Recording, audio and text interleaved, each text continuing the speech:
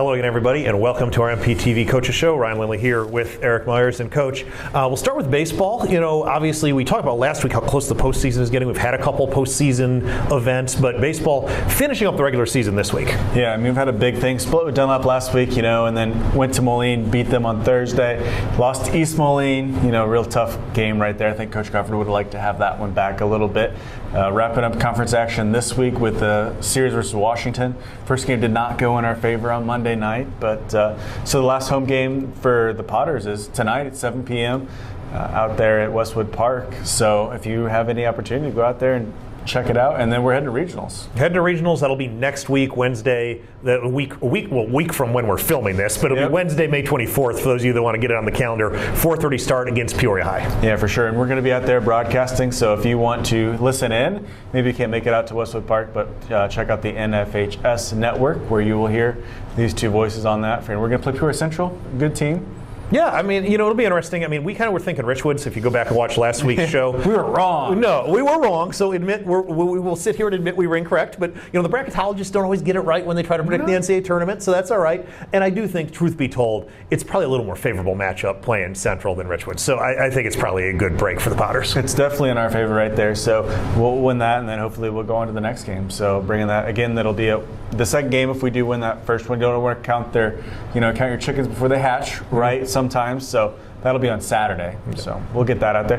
Let's shift gears. Still staying on a diamond. Let's go to softball. Where do we go with softball? Yeah, softball, I mean, kind of a tough week. Again, we've talked about it a couple times. They're just dealing with a lot of injuries, and it's really tough when you're kind of moving people around to positions that maybe they're not feeling 100% confident in. Dropped a couple to U-High on Saturday. Had a loss to Dunlap in the conference game on Tuesday. They're going to play Washington this week as well on Thursday. Probably the most important thing is kind of to reset and get ready for the regional. That's going to be Tuesday, May 23rd, 6:30, so an evening game at Normal West. Yeah, and they're going to play East Peoria there, which is state-ranked East Peoria. Yeah. Tough one right there to come out of the gate with, but best of luck to our girls and Coach Kirby out there to get that season. Maybe sneak one in right there. EP maybe overlooking them a little bit, perhaps. They've already played them a couple times this season. All those games have gone in the Raiders' favor, so maybe opportunity for the Potters there. Absolutely. I mean, I think you see more upsets in baseball and softball than many other sports, and I think it's because teams play each other so many times over the course of the year. Sometimes that third game, there's the old rule that it's hard to beat a team 3 times. I think there is some truth to that when you are very familiar with a team. Yeah, and I was shooting another video this morning with Ms. Beard, who teaches Project Lead the Way and some of the engineering stuff. We talk about Skills USA, but obviously as coaches, that conversation morphs over to sports. And she's talking about, the youth that the team has. Lots of freshmen, lots of sophomores, just a couple juniors. So that's building up for next year. And Coach Kirby, we had that preseason special, talked about the same exact thing. So the experience these girls are getting might not always come out on the winning side, but we're hanging in these games and we're getting there, and that's going to build. I think so. And I think, when you factor in the injuries are never a positive, but one thing the injuries have done is gotten more players, more playing time that'll hopefully pay off next season. Yeah. Looking up for the Lady Potters on the diamond there. And then shipping gears to boys tennis. Conference tournament was earlier this week, and what do we have?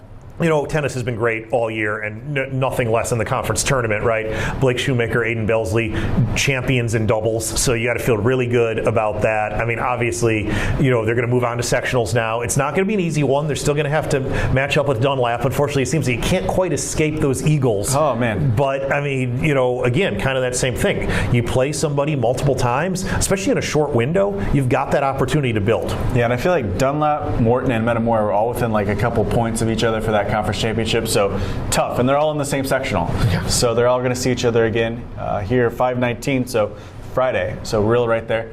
Now shifting gears from the diamond to the courts to the pitch. So girls soccer. Girls soccer, they're rolling right now 12-3-2 overall record, 6-1 Middle Illini Conference champions, #1 seed in their sectional. They're going to play Friday for a regional championship. They got to take care of that first, right? But they're going to play for that regional championship and then hopefully move on to that sectional. Yeah, girls soccer Potters are just rolling right now. Lots of confidence out there on the pitch, scoring goals, playing really good defense, and they have a tough road to state just like every other year. The Middle Illini Conference for soccer is probably one of the top ones in the state year in and year out. This year is no slouch either. In that sectional, you have #2's Metamora, #3's Washington. So I mean, it's real tough again, right there against some of your biggest rivals. Yeah, absolutely. All day, every day. Girls track and field headed to state this week. Yeah, before we give you some updates on what happened, let's take a moment. We had a chance to chat with Coach Joe Zeller. He talks a little bit about getting prepared for that state experience. So let's go ahead and listen to that interview with Coach Zeller right now. Well, welcome back to our MPTV Coaches Show. Ryan Lindley here with Girls Track Head Coach Joe Zeller. Coach, again, thanks for joining us as always. We've talked all year that you got a strong group, chance to push some individuals and some relays to state. Obviously, you had sectionals at Kankakee, I guess almost about a week ago from when we're filming this. But just kind of, you push some teams through to state. Just kind of talk about kind of the experience in sectionals and then who's going on. Sure, yeah. So we went up to Kankakee last Wednesday. First time I've ever been up there. Which was it's a good experience for us, see some different teams. And we ended up qualifying our 4x8 team and then 2 girls in the 800 and 1 in the 1600. So yeah, we're really excited for this weekend. This has kind of been, obviously our goal all year long to get to this point, even from indoor season. I think it's always kind of been something in the back of our mind or in the front of our minds really, about what we want to get done this year. Awesome. Talk to me a little bit about just kind of go individually maybe through the qualifiers. Obviously, approach maybe is a little different at the relay versus obviously the individual events, but just kind of who's going and maybe what are some of the expectations for them once they get there? Sure. So the 4x8 team that we ran at sectional consisted of Eve Armstrong and Avery Breaker, Tegan Byer, and Sophie Kruger, along with 4 alternates as well. On top of that, then, Avery and Sophie qualified individually in the 800 and Tegan in the 1600. So they will be running prelims on Friday, and they'll have to qualify for finals on Saturday. It's a lot deeper field than what we thought it was, just because the way that the qualifying process works is the qualifying time is an average over the last several years, and with the COVID years kind of factored in, it's kind of raise those times. And so we've qualified, not us, but in total, the 40 girls qualified for the 800 this year. And so it's just a deep field, and especially in the 4x8 as well. Some years it takes, somewhere in that 10-10 range to qualify for finals in the 4x8, because 12 teams make it. And this year, the 12th ranked team coming out of sectional was seeded at 10 flat, which is something that we can do, but just kind of makes the emphasis, I guess, that much greater on prelims, what we have to get done that day. But then the same thing for Avery and Sophie in the 800. There's going to be 3 heats of prelims that they have to get through, of which I think they're both, capable of doing that. I think it's one of those things that's going to take some, PR efforts, obviously, to do that. But I think at the state meet, it's something that kind of everyone's capable of doing. Tegan's the same thing in the 1600. She's the highest seed that we have individually coming out of sectional. She's seeded 10th, and so she's got a great shot as well to make finals. I think they all have a great shot to make finals, especially our 4x8 team. We're going in seeded 2nd. But really the thing about those distance races is that they don't meet a ton coming out of sectional because a lot of people are running just fast enough to qualify. And so it really kind of comes down to what we're going to do on that day. Awesome. And then the last thing before we get you out of here, just kind of talk about the experience of going to Eastern and just the state meet as a whole, especially maybe for people that haven't seen that before. Yeah. So, from the girls' perspective, we talk a lot about how, this end of the year for us isn't just about the competition. It's a great thing that this is a memory that they'll have just spending that time with their teammates, staying a couple nights down in Charleston, and competing.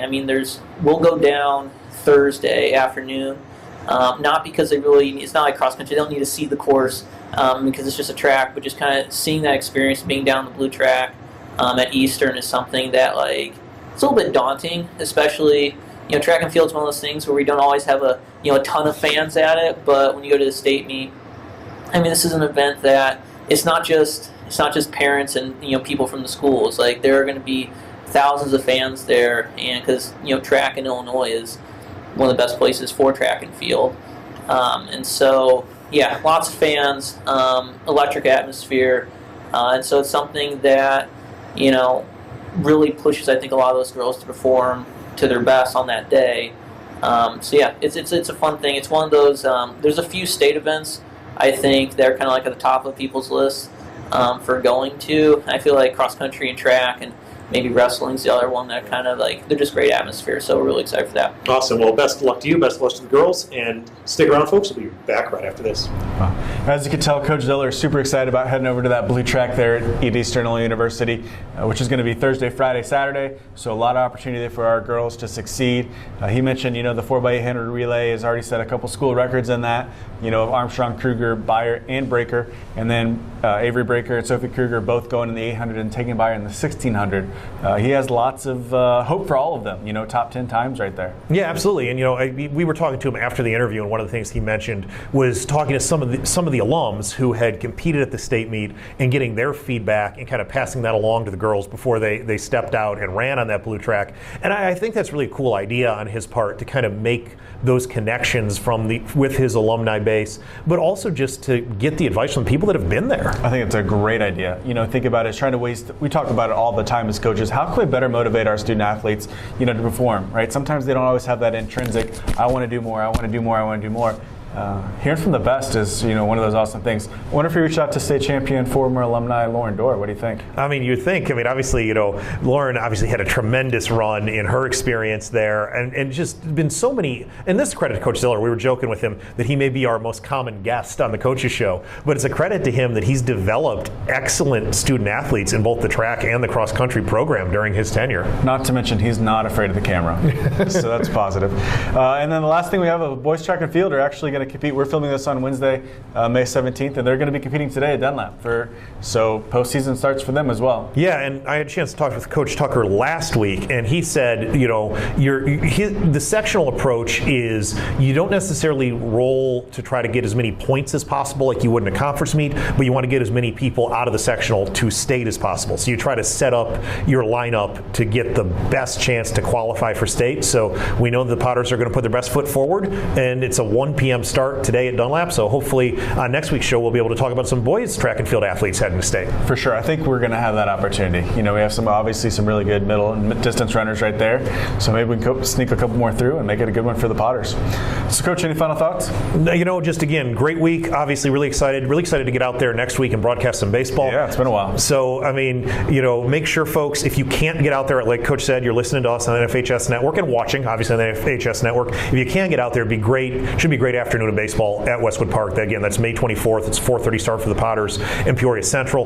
Then there actually is a 6:30 game as well, so you get 2 games for the price of 1. So, consider going out there, and if not, tune in, listen to us. Yeah, so speaking of tuning in, don't forget to share, like, subscribe at Morton Potter TV on YouTube so we can catch all of that action. For Ryan Lindley, I'm Eric Myers. Until next week, thank you.